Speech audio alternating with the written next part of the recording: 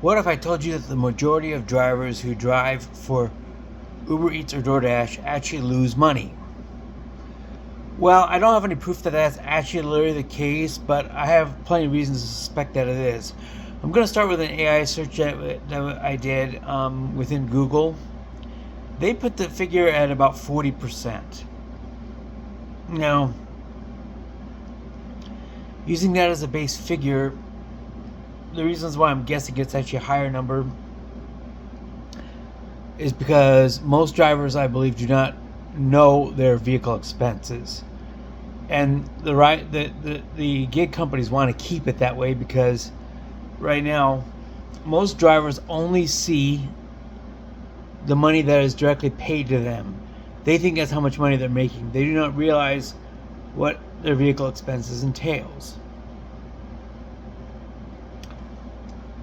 Their vehicle expenses entails four things. Number one, the most obvious one, gasoline. Number two is what's called deferred maintenance, which is things like replacing tires, replacing light bulbs, replacing headlights, fixing, interior bulbs, oil changes, things like that. Those are deferred maintenance because you don't face those expenses immediately after every dollar of income comes in. Hence the word deferred. Number three is vehicle payments, if they have any. A lot of them don't, so that's actually a good thing. So that's payments, and then there's actually five. Number four is insurance, which is, of course, that's self-explanatory. The fifth one that nobody even really thinks about is actually vehicle depreciation. Now, if you're driving an old junker or a 15-year-old vehicle to drive, food around here, this is going to be minimal because your asset has already mostly depreciated itself, possibly before you even got the vehicle. So this is going to be minimal for many people, and the payments for most people is going to be for a lot of them is going to actually be zero, because you would be owning the vehicle free and clear. Gasoline and deferred maintenance tend to be very big items on this, and of course the insurance as well, because that's not cheap for anybody. So, and then if you're like myself and you do it while holding down a full-time job, these expenses can be fractioned off based on how much you're using the vehicle for, say, traveling to and from your main job versus how much you're using it for delivering expenses. But I would say that over 50% of the drivers, once you crunch all these numbers, actually lose money on the year.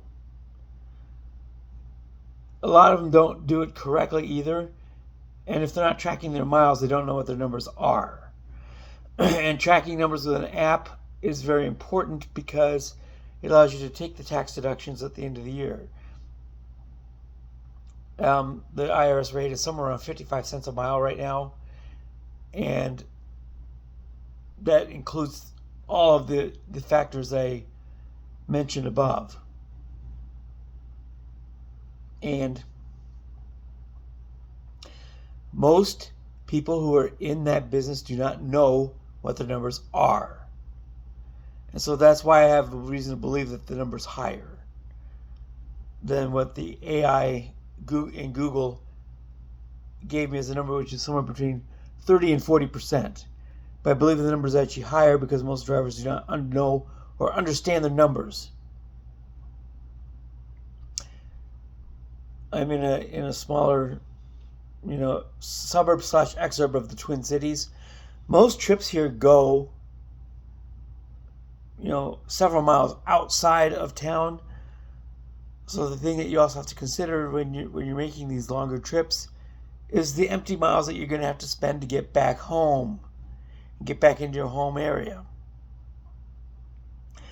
So if a trip shows up in, say, Doordash, and it shows $12 for a 10-mile trip, but you're heading out of town, That's actually $12 for a 20-mile trip. That trip is a money loser.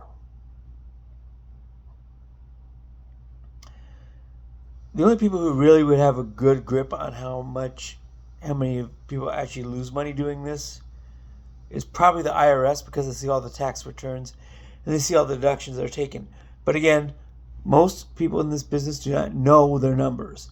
And like I said, the gig apps like to keep it that way because they want to focus entirely on earnings, which is just the cash payments that you're given after every trip. It's all about earnings. That's all they will ever say is earnings.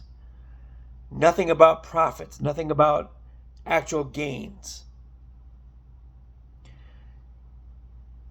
And in Doordash, it's about, they'll pull up this, you log in and you'll see, log in right now, we're busy, we've got plenty of, keep your night busy with plenty of offers. But if the offers are all crap, they're not going to tell you that. You need to have it, most drivers don't know how to do this, but how to figure out if a trip is actually profitable or not.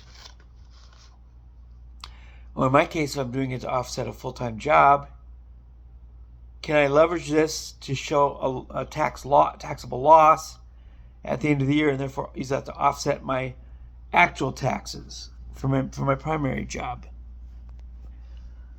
which is really the best situation to be in, is to have a full-time job where you're getting tax withholdings, and you can use losses in the delivery business to offset those taxes, and you get a few extra dollars back that way.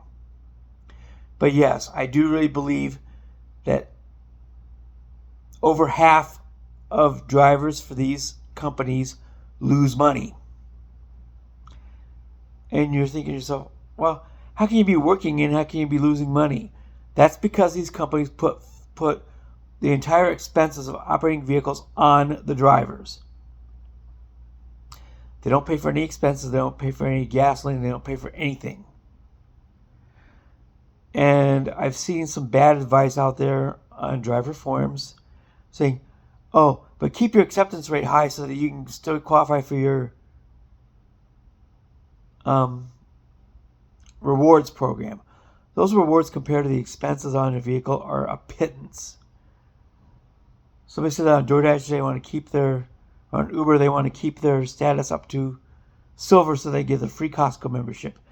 A free Costco membership is worth $55. Whoopity freaking do.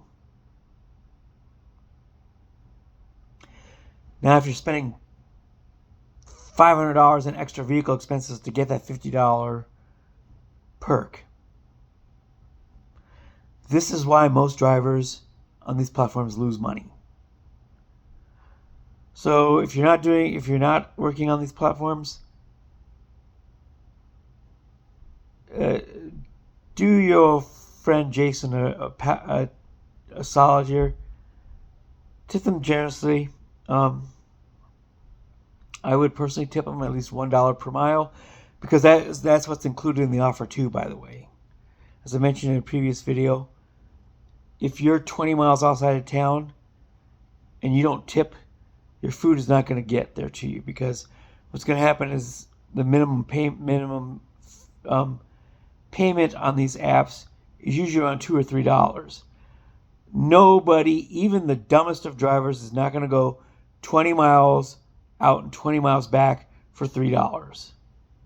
Nobody's that stupid. So please tip according to the mileage that they're expending to deliver you your precious dinner. So anyhow, yes, I will tell you, I believe over half of drivers on Uber Eats and Doordash lose money. And you're thinking, well, that's their problem. Well, yes and no. I mean, nobody has a kind of gun pointed to their head, forcing them to do this. It's not slavery, but most of them are not smart enough to pick through their offers and accept the ones that are going to actually legitimately be profitable.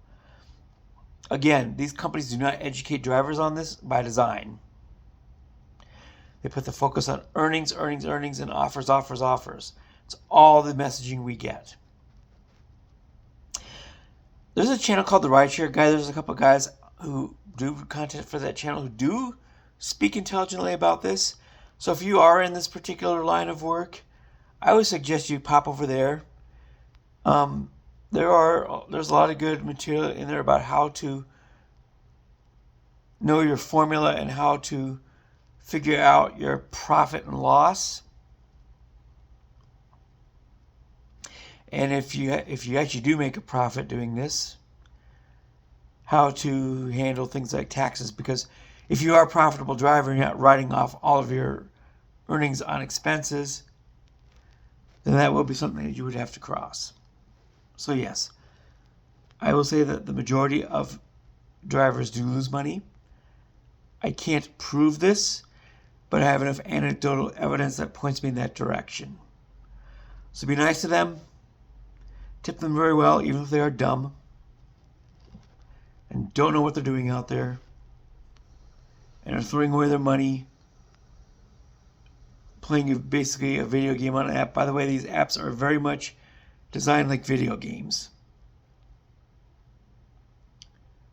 to conceal expenses and what they're really going through to get you your precious dinner. So there it is. That's it for tonight. And I will talk to you next time. Peace out, homies.